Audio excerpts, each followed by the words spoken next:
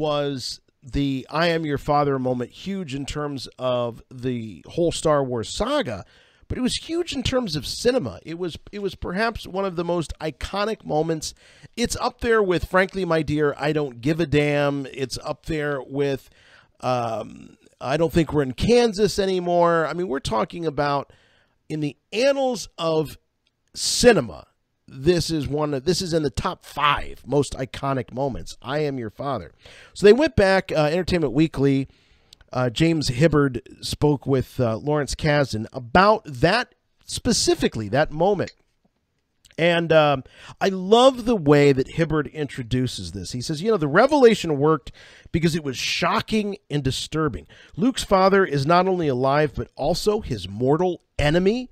It worked because it came at the end of a gripping lightsaber battle that left Luke pummeled, maimed, and defeated. It worked because it made sense, even though the twist wasn't conceived by George Lucas until after he shot 1977 Star Wars. And it worked, screenwriter Lawrence Kasdan tells EW, because literally every previous scene in Empire was written and executed with this revelation in mind. That's the level of TLC that was given to this moment. So Kasdan says, it's like if you were trying to get to Mars and you were 1 degree off, you wouldn't get there. That's what that scene was like for all of us. How do we get there at the perfect time, the perfect place, and have it just absolutely blow people's minds? It was just extraordinary, the size of the picture and the expectations people had for it.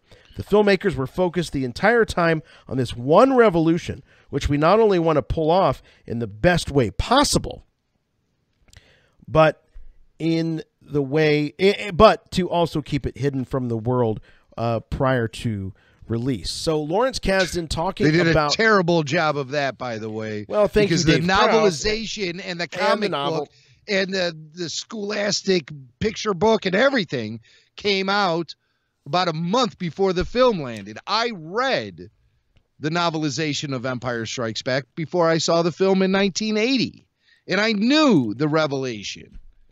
The thing that shocked me the most about Empire Strikes Back, despite reading the whole novel and knowing everything about it before I walked in, the one thing that really shocked me was when Vader sliced off Luke's hand. That didn't come across as clear as dismemberment in the book. It just seemed like he took a slash on the arm, from what I remember. But seeing it in the movie and watching his hand fly off, I was like, holy crap! The stakes have never been higher. Isn't that something that we take for granted? And Kasdan talks about that. He says, when George and I were writing the script, one of the major conceits of the trilogy is that over the course of the second act of this 3-act structure, Luke would not only discover this devastating thing about his past, but we'll see in him those qualities that could go the wrong way. So when he loses his arm, it leads to the next scene where he's starting to become literally like a machine, like his father. I mean, the pure brilliance of Vader striking this blow, which in turn then starts the dominoes falling where Luke could end up exactly like his father. And, one of my favorite moments of my favorite Star Wars film, Return of the Jedi, is when Luke looks down at the mechanical hand before he's ready to strike the fatal blow to a beaten Vader. And that's when he decides that is the last thing he should do. There's the glove. That's the glove that he was looking down on, the exact one. Here, you can see this Jimmy on the Mac video, has but it. I have Luke's glove. This is his actual glove, and he does one of those. He like squeezes his hand, and you can hear the motors in the hand working. I love that little. My hand is malfunctioning.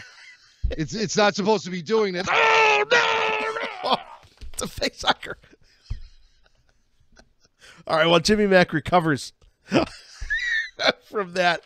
Let's get to more. We've got more here. See why you have to get the video RFR All Access on Patreon. You got to have it. You can't miss it. Go to patreon.com/Rebel4radio and become a Patreon supporter in the All Access tier, and you can get full video of everything you're hearing right now. You haven't really experienced RFR until you've seen the video.